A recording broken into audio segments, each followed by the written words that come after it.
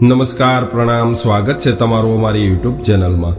મિત્રો, આજકાલના સંતાનો માતા પિતાને જૂની પેઢીના અને ગામડિયા તેમજ ભંગાર સમજીને લાચાર બનાવીને લાચારીની જિંદગી જીવવા મજબૂર કરે છે અને જ્યારે સંતાનો તરફથી મળવાવાળો ત્રાસ એની હદ વટાવે છે ત્યારે માતા પિતાએ ન ચાહતા હોવા છતાં પણ અમુક કઠોર નિર્ણયો લેવા પડે છે અને માતા પિતા દ્વારા આવા કઠોર નિર્ણય લીધા બાદ સંતાનોની શાન ઠેકાણે આવે છે, પરંતુ જ્યારે સંતાનોની શાન ઠેકાણે આવે છે ત્યારે ઘણું મોડું થઈ ગયું હોય છે અને માતા પિતા તો સહનશીલતાની મૂર્તિ કહેવાય છે, કારણ કે માતા પિતા પોતાના સંતાનોના સુખ માટે ઘણું બધું સહન કરે છે। તો મિત્રો, આજની કહાની ખૂબ જ સમજવા લાયક કહાની બનવાની છે, તો તમને વિનંતી છે કે આ કહાની અંત સુધી ધ્યાનથી સાંભળજો અને પસંદ આવે તો વિડીયોને લાઈક, શેર અને ચેનલને સબસ્ક્રાઇબ જરૂરથી કરજો। તો ચાલો શરૂ કરીએ આજની કહાની। રિટાયર્ડ સરકારી કર્મચારી પંકજભાઈને 2 દીકરા અને 1 દીકરી છે। ત્રણેય સંતાનોના વિવાહ થઈ ગયા હતા। મોટો દીકરો ભાવેશ અને નાનો દીકરો રવિ છે। મોટા દીકરા સાથે રહેવાનો તો પંકજભાઈને સારી રીતે અનુભવ થઈ ગયો હતો, એટલે તેઓ એના પત્નીના અંતિમ સંસ્કાર બાદ પોતાનું ગામ છોડીને પોતાના નાના દીકરા અને વહુના ઘરે આવ્યા હતા। જો કે આ ઘર પણ પંકજભાઈએ જ ખરીદીને દીકરાને આપ્યું હતું। એમણે એવું વિચાર્યું હતું કે રિટાયરમેન્ટ બાદ અમે બંને પતિ પત્ની અમારી વૃદ્ધાવસ્થા અમારા દીકરા અને વહુ સાથે આ ઘરમાં આરામથી વિતાવી લઈશું। પંકજભાઈએ આ ઘરમાં પોતાના માટે પણ એક ખાસ અલગ હવા ઉજાસવાળો રૂમ બનાવ્યો હતો।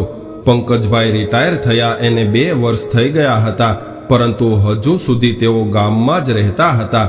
તેમના પત્ની પંકજભાઈને એવું કહીને શહેરમાં જવાથી રોકી દેતા હતા કે આપણે શા માટે આપણા દીકરા અને વહુની જિંદગીમાં દખલગીરી કરવી જોઈએ, એટલે આપણે અહીં જ ઠીક છીએ અને આમ પણ આખી જિંદગી તો આપણે અહીં જ ગુજારી છે અને હવે જે થોડી ઘણી જિંદગી વધી છે એ પણ અહીંયા રહીને પૂરી કરી લઈશું।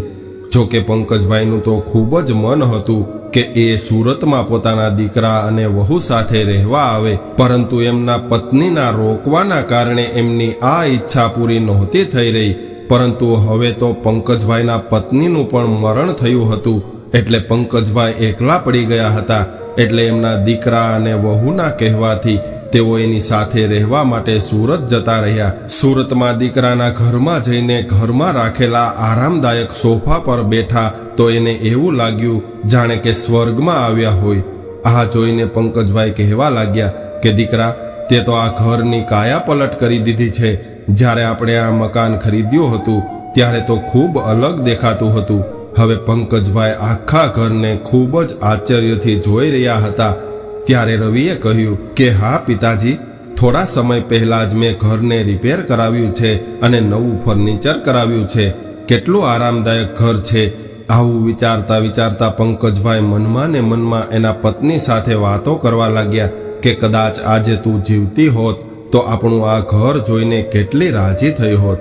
આ આરામદાયક ફર્નિચર અને નરમ નરમ સોફા અને આપણી નાની વહુએ તો મને શરબત બનાવીને પીવડાવ્યું છે। હવે તું મારી ચિંતા નહીં કરતી। ત્યારે જ રવિએ કહ્યું કે આવો પિતાજી, તમારો સામાન મૂકી દઉં છું। એટલે પંકજભાઈ હસીને પોતાના રૂમ તરફ જવા લાગ્યા અને અંદર જોયું તો એક મોટો આરામદાયક બેડ સજાવેલો હતો, ઉપર એસી લગાવેલું હતું।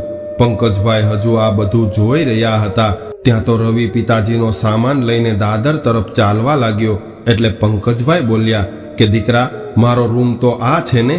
એટલે રવિએ કહ્યું, નહીં પિતાજી, હમણાં થોડા દિવસથી મારી પત્ની કિંજલનો ભાઈ ટ્રેનિંગ માટે અહીં આવ્યો છે અને એ ઘણી વખત ઘરે આવતો જતો રહે છે અને એ આ રૂમમાં રોકાય છે।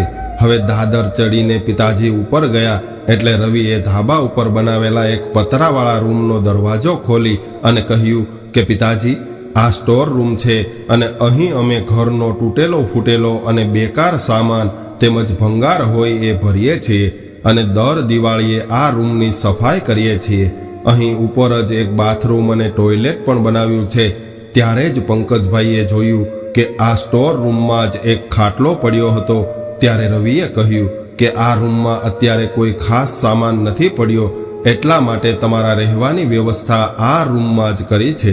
આટલું કહીને રવિએ આ ખાટલા ઉપર પંકજભાઈનો સામાન મૂકી દીધો. હવે આ બધું જોઈને પંકજભાઈના પગ નીચેથી જમીન સરકી ગઈ.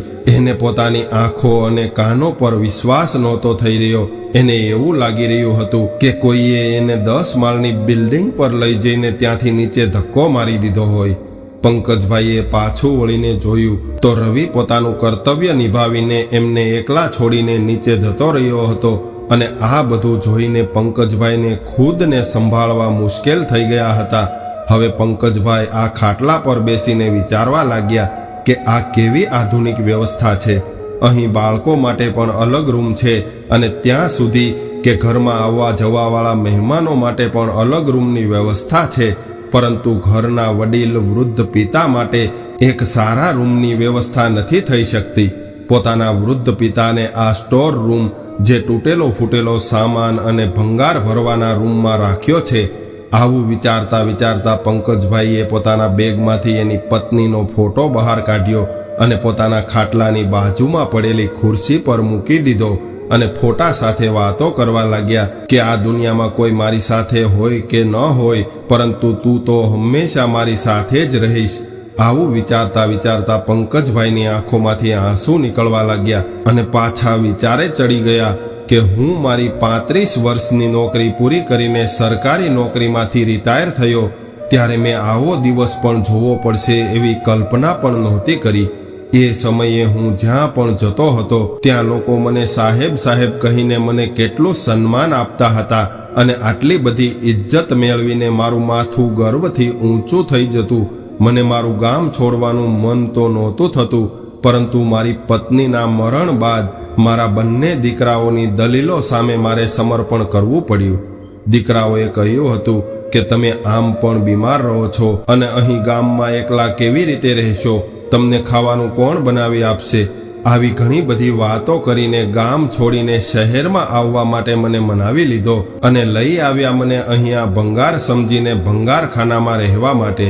મારી પણ મતિ મરી ગઈ હતી કે હું ગામમાં રહેલું મારું મકાન અને જમીન વેચવા માટે એક પ્રોપર્ટી ડીલરને કહીને આવ્યો છું, નહીં હજુ હું ભંગાર નથી થયો.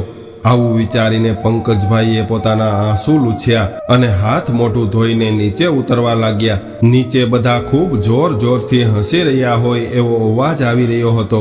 હવે પંકજભાઈએ દાદરેથી નીચે ઉતરતા સમયે જોયું કે રવિ એની પત્ની અને એના શાળા સાથે મજાક મસ્તી કરી રહ્યો હતો અને આ લોકો સાંજની ચાનો આનંદ લેતા લેતા ખૂબ હસી રહ્યા હતા. અને જ્યારે પંકજભાઈ નીચે આવ્યા એટલે આ બધા લોકો શાંત થઈ ગયા. પંકજભાઈ પણ એના દીકરા અને વહુ સાથે બેસીને આનંદથી ચા પીવા માંગતા હતા, એની સાથે હસવા માંગતા હતા. પરંતુ આ લોકો તો પંકજભાઈને જોઈને પહેલાથી જ શાંત થઈ ગયા. એટલે પંકજભાઈનું મન વધારે ઉદાસ થઈ ગયું અને જોયું તો રવિના બંને બાળકો પાર્કમાં જવા માટે જીદ કરી રહ્યા હતા. એટલે પંકજભાઈ બાળકો સાથે પાર્કમાં જતા રહ્યા. બાળકોને પાર્કમાં આનંદથી રમતા જોઈને પંકજભાઈ થોડા સમય માટે પોતાનું દુઃખ ભૂલી ગયા હતા અને બાળકો સાથે બાળક બનીને એની સાથે મસ્તી કરવા લાગ્યા. હવે ધીરે ધીરે પંકજભાઈને શહેરમાં રહેવાની આદત પડવા લાગી, પરંતુ એ સારી રીતે મહેસૂસ કરી રહ્યા હતા કે એના દીકરા રવિને પંકજભાઈની ઉપસ્થિતિમાં અકળામણ મહેસૂસ થઈ રહી હતી. ગામડેથી આવેલા પંકજભાઈ રવિને આ શહેરી માહોલમાં એક ગામડિયા છે એવું પ્રતીત થઈ રહ્યું હતું. એક દિવસ એની ઓફિસેથી એના મિત્રો ઘરે આવ્યા હતા. ત્યારે જ પંકજભાઈ લુંગી અને બંડી પહેરીને સોફા પર બેઠા હતા. હવે રવિના બધા જ મિત્રોએ પંકજભાઈ સાથે સારી રીતે વાતચીત કરી, પરંતુ રવિને પિતાજીના આવા પહેરવેશથી શર્મિંદગી મહેસૂસ થઈ રહી હતી. એટલે એના દોસ્તોના ગયા બાદ રવિ ગુસ્સો કરીને પંકજભાઈ પર તૂટી પડ્યો અને પંકજભાઈને પોતાના રૂમમાં એટલે કે જે સ્ટોર રૂમમાં પંકજભાઈનો ખાટલો પડ્યો રહેતો એ રૂમમાંથી બહાર નહીં નીકળતા એવી ચેતવણી આપી દીધી. હવે ધીરે ધીરે આવી રીતે જ સમય વીતવા લાગ્યો. પંકજભાઈએ પણ પોતાની લાચારીના લીધે આ બધું સ્વીકાર કરી લીધું હતું. પંકજભાઈએ હવે દૂધ અને શાકભાજી લાવવાની જવાબદારી ખુદ પોતાના પર લઈ લીધી હતી અને ક્યારેક ક્યારેક બાળકોને સ્કૂલે મૂકવા માટે પણ બસ સ્ટોપ સુધી લઈ જતા હતા. પંકજભાઈએ એવું વિચાર્યું હતું કે એમને એમ ભંગારખાનામાં પુરાઈને બેસી રહેવા કરતાં તો સારું હતું કે થોડું કામ કરીને બહાર હરતા ફરતા રહીએ, અને એ બહાને બાળકો સાથે થોડી મસ્તી મજાક પણ થઈ જતી અને ઘરની બહાર હરવા ફરવાથી એને એની ઉંમરના લોકો સાથે વાતચીત કરવાનો પણ મોકો મળી જતો. આજે સવારે જ્યારે પંકજભાઈ રોજની જેમ ઉઠી ગયા એટલે એને એલચી વાળું દૂધ પીવાની ઈચ્છા થઈ હતી. એટલામાં વહુનો અવાજ આવ્યો કે લ્યો પિતાજી, ચા પી લ્યો. આટલું કહીને વહુ ચાનો પ્યાલો પંકજભાઈના હાથમાં પકડાવીને જતી રહી. જ્યારે પંકજભાઈએ જોયું તો કપમાં એ જ કાળા કલરનો શહેરી ઉકાળો હતો, જેને પીવાનું શહેરના લોકો પોતાનું સ્ટેટસ સિમ્બોલ સમજતા હતા. પંકજભાઈ જ્યારે ગામડે રહેતા હતા ત્યારે તો રોજ સવારે એના પત્નીના હાથે બનેલું એલચીવાળું દૂધ પીવાની એની આદત હતી, પરંતુ હવે પંકજભાઈએ પોતાની આદતને મનમાં જ દબાવી દીધી હતી. પંકજભાઈની હિંમત નહોતી થઈ શકતી કે વહુને એવું કહી શકે કે વહુ, આજે મને ચા નહીં પરંતુ એલચીવાળું દૂધ પીવાનું મન થયું છે. કેમ કે પહેલા એકવાર પંકજભાઈએ દૂધ માગ્યું હતું ત્યારે વહુએ દૂધ તો આપ્યું હતું, પરંતુ એના ચહેરા પર ખૂબ જ ગુસ્સો હતો અને વહુને બડબડ કરતી સાંભળી હતી કે ક્યાંથી આ ગામડિયો અમારા ગળે પડ્યો છે. હવે વિચારતા વિચારતા પંકજભાઈએ ઘડિયાળ તરફ જોયું તો દૂધ લાવવાનો સમય થઈ ગયો હતો. એટલે પંકજભાઈએ જલ્દીથી ચા પી લીધી અને નીચે ઉતરી ગયા. તેઓ વિચારી રહ્યા હતા કે કદાચ મોડું થઈ જશે તો દૂધ નહીં મળે, અને દૂધ નહીં મળે તો વહુની ખરી ખોટી સાંભળવી પડશે. પંકજભાઈને નીચે ઉતરતા જોઈને વહુએ દાદરમાં જ દૂધ લેવા માટે એક થેલો અને 500 રૂપિયા રાખી દીધા. હવે પંકજભાઈ દૂધ લેવા જઈ રહ્યા હતા ત્યારે જ એમણે જોયું કે બાળકો પણ સ્કૂલે જવા માટે તૈયાર છે. એટલે પંકજભાઈ બોલ્યા કે ચાલો ચાલો બાળકો, આજે હું તમને બસ સ્ટોપ પર છોડી દઉં છું. એટલે વહુએ કહ્યું, નહીં પિતાજી, બાળકોને હું છોડી દઈશ, તમે જાઓ. એટલે પંકજભાઈ સમજી ગયા કે વહુ એના બાળકોને એની સાથે શા માટે નથી આવવા દેતી. એમણે એની વહુને એવું કહેતા પણ સાંભળી હતી કે આ ગામડિયા સાથે રહીને મારા બાળકો પણ ગામડાની ભાષા અને રીત રિવાજ શીખતા જાય છે. અને પંકજભાઈ થેલો લઈને દૂધ લેવા નીકળી ગયા અને મનમાં ને મનમાં પોતાની સ્વર્ગીય પત્ની સાથે વાતો કરી રહ્યા હતા કે તું તો ખૂબ જ ભાગ્યશાળી નીકળી અને ફક્ત મોટા દીકરાનું અપમાન સહન કરીને સ્વર્ગે સીધાવી ગઈ. ત્યારે જ પંકજભાઈના મનમાં એના મોટા દીકરાના ઘરે વિતાવેલા થોડા દિવસોની કડવી યાદ તાજી થઈ ગઈ કે કેવી રીતે મોટી વહુ ખાવાનો સામાન પણ છુપાવીને રાખતી હતી, કેમ કે અમે વૃદ્ધ લોકો એનું ખાવાનું ન ખાઈ લઈએ. એક દિવસ હું સોફા પર બેસીને અખબાર વાંચતા વાંચતા દાંતણ ચાવી રહ્યો હતો ત્યારે જ મારા મોટા દીકરાએ એવું કહી દીધું હતું કે પિતાજી, આ શહેર છે, તમારું ગામ નથી. તમારે દાંત સાફ કરવા હોય તો બાથરૂમમાં જઈને કરો.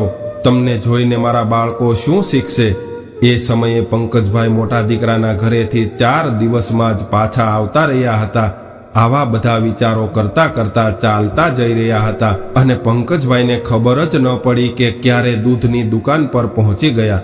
હવે દૂધ લઈને જ્યારે પાછા વળ્યા તો એની દીકરીનો ફોન આવ્યો અને પૂછવા લાગી કે કેમ છે પિતાશ્રી, મને તમારી ખૂબ જ ચિંતા થઈ રહી હતી, એટલે મેં વિચાર્યું કે તમને ફોન કરીને તમારા હાલચાલ પૂછી લઉં. ઘણા દિવસો બાદ કોઈ પોતાના સ્નેહી પાસેથી હમદર્દી ભરી વાત સાંભળીને પંકજભાઈની આંખો ભરાઈ ગઈ, દિલ ભરાઈ ગયું અને રૂંધાયેલા ગળેથી પંકજભાઈએ જવાબ આપ્યો કે હું બિલકુલ ઠીક છું.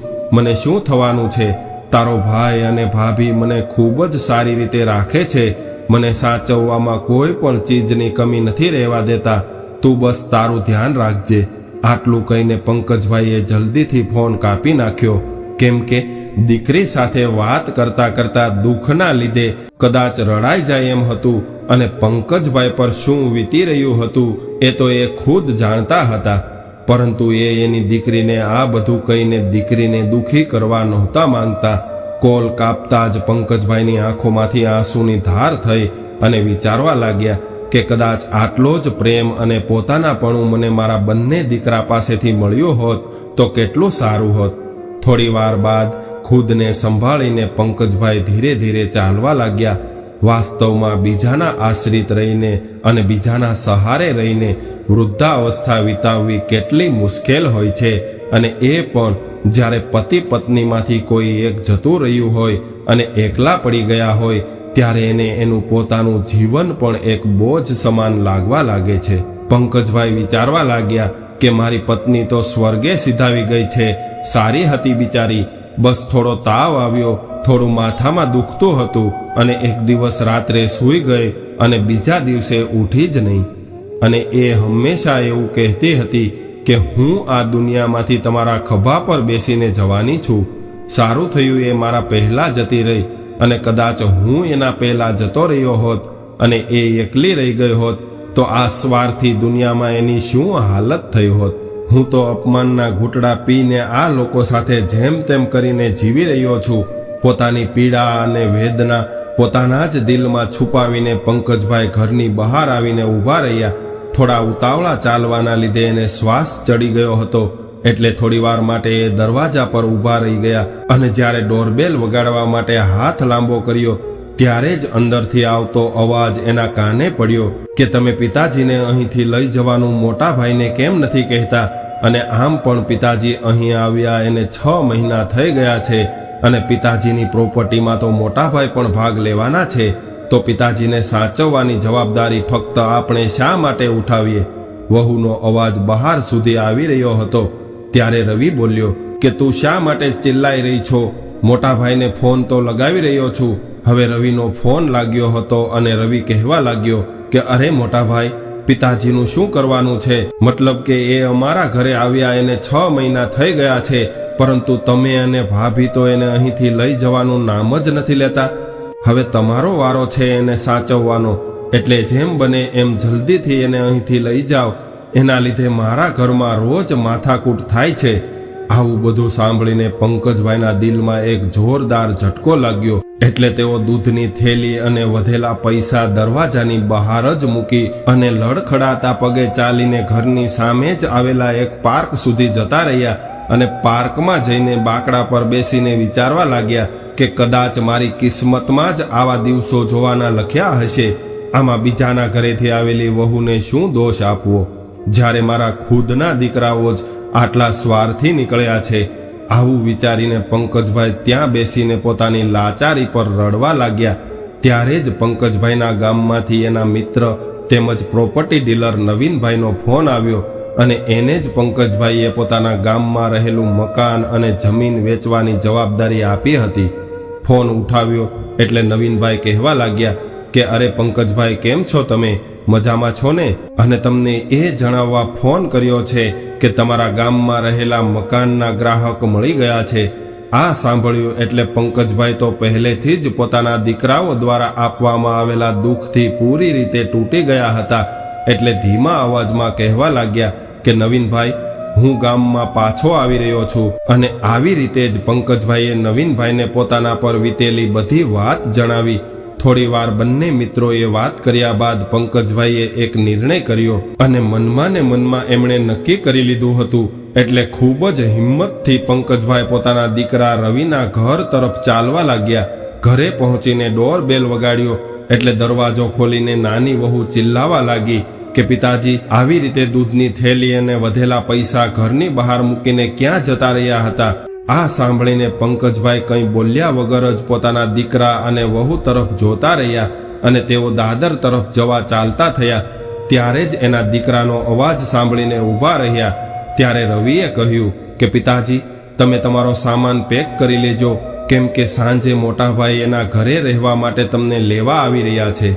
પંકજભાઈ તો જાણે આ વાતની જ રાહ જોઈ રહ્યા હોય એમ પાછળ વળીને તરત જ કહેવા લાગ્યા કે સામાન તો મારે નહીં, પરંતુ તમારે પેક કરવાનો છે. ત્યારે વહુએ કહ્યું, શું મતલબ છે તમારો? તમે કહેવા શું માંગો છો? એટલે પંકજભાઈએ કહ્યું કે હમણાં તમને મતલબ પણ સમજાવી દઉં છું. કદાચ તમે લોકો ભૂલી ગયા છો કે આ મકાન મેં ખરીદ્યું હતું મારી મહેનતની કમાણીથી. આ મકાન લેતી વખતે મેં એવું વિચાર્યું હતું કે આપણે બધા સાથે રહીશું, પરંતુ તમે લોકો તો આ ઘરના માલિકને જ પરાયો સમજો છો. અને આજે પણ આ ઘર મારા નામ પર છે અને આ ઘરમાં કોણ રહેશે અને કોણ નહીં રહે એ હું નક્કી કરીશ, તમે લોકો નહીં. મારી રાત દિવસની મહેનત અને મારા પરસેવાની કમાણીના પૈસાથી ખરીદેલા ઘરમાં મને જ પતરાવાળી અને ભંગાર ભરવાની રૂમમાં રહેવા માટે મજબૂર કરો છો, અને તમે ખુદ તો આલિશાન બેડ અને એર કન્ડિશનની હવા ખાવ છો. બસ બહુ થઈ ગયું આ બધું. હવે હું તમને 1 મહિનાનો સમય આપું છું. 1 મહિનામાં મને આ મકાન ખાલી કરી આપજો. પિતાજીની આવી વાત સાંભળીને રવિ તરત જ બોલ્યો કે શું તમે એકલા જ આ મકાનમાં રહેશો? એટલે પંકજભાઈએ કહ્યું કે નહીં, હું આ મકાનને વેચીને પાછો મારા ગામમાં જઈ રહ્યો છું, મારા જૂના મકાનમાં. અને એ મકાનમાં મારી અને મારી પત્નીના આખા જીવનની યાદો વસેલી છે, અને ત્યાં રહીને હું મારા જૂના મિત્રો સાથે બેસીને મારા સુખ દુઃખની વાતો તો કરી શકીશ. પંકજભાઈની આવી કડક વાતો સાંભળીને દીકરો અને વહુ હાથ જોડીને કહેવા લાગ્યા કે પિતાજી, તમે તો અમને એક પળમાં જ પરાયા કરી દીધા. આવો કઠોર નિર્ણય કરતા પહેલા તમે એક વાર પણ ન વિચાર્યું કે 1 મહિનામાં અમે અમારા માટે રહેવાની વ્યવસ્થા કેવી રીતે કરી શકશું? એટલે પંકજભાઈ બોલ્યા કે પરાયા કોને કોને કર્યા છે એ તમે ક્યારેક આરામથી બેસીને વિચાર કરજો. અને હું તમારો પિતા છું, અને તમારો આ પિતાજી હજુ એટલો કઠોર દિલ નથી બન્યો. એટલે જ્યાં સુધી તમારી બીજી જગ્યાએ રહેવાની વ્યવસ્થા ન થાય ત્યાં સુધી તમે ધાબા ઉપર બનાવેલા પતરાવાળા ભંગાર ભરવાના રૂમમાં રહી શકો છો. આવું સાંભળીને દીકરો અને વહુ હેરાન રહી ગયા. એ બંને પિતાજી તરફ લગાતાર જોઈ રહ્યા હતા, અને પંકજભાઈ ખૂબ જ આત્મવિશ્વાસ સાથે પોતાના રૂમ તરફ જતા રહ્યા, જે રૂમ એમણે પોતાના અને પોતાની પત્ની માટે બનાવ્યો હતો. પંકજભાઈને આજે પહેલી વાર મખમલી અને આલિશાન ગાદલા પર શાંતિથી આરામ કરવાનું સૌભાગ્ય મળ્યું હતું. મિત્રો, માતા પિતાની સહન શક્તિ અને એની ઉદારતાને એની કમજોરી ક્યારેય ન સમજવી જોઈએ, કારણ કે માતા પિતા હંમેશા એવું ચાહતા હોય છે કે એના સંતાનો સુખી અને સમૃદ્ધ બને. પરંતુ સંતાનોએ પણ એ ન ભૂલવું જોઈએ કે એ આજે સુખ અને સમૃદ્ધિવાળું જીવન જીવી રહ્યા છે તો એની પાછળ માતા પિતાએ કરેલી અથાગ મહેનત અને પરિશ્રમ હોય છે. માતા પિતાએ કરેલા પરિશ્રમના ફળ સ્વરૂપે સંતાનો આરામદાયક જિંદગી જીવે છે, અને માતા પિતાને અંત સમયે લાચાર બનાવીને હેરાન પરેશાન કરનારા સંતાનોને અંતમાં ખુદને દુઃખી અને લાચાર થવું પડે છે, કારણ કે આપણે કરેલા કર્મોનું ફળ આપણે ખુદ જ ભોગવવું પડે છે. તો મિત્રો, આજની કહાની તમને કેવી લાગી કોમેન્ટમાં જરૂર જણાવજો, અને પસંદ આવી હોય તો વિડીયોને લાઈક, શેર અને નવા હોય તો ચેનલને સબસ્ક્રાઇબ જરૂરથી કરજો. હર હર મહાદેવ.